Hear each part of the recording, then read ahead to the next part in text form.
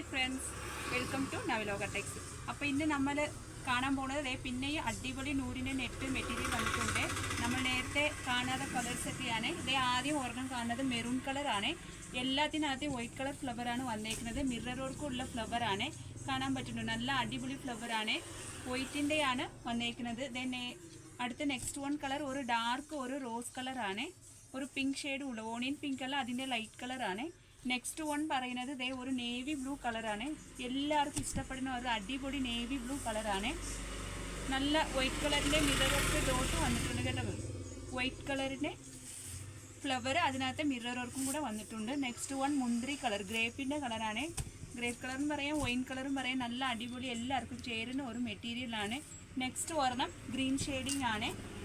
Green ഷെയ്ഡിങ്ങിൽ white colour ഫ്ലവറാണ്. ഇതിൻ്റെ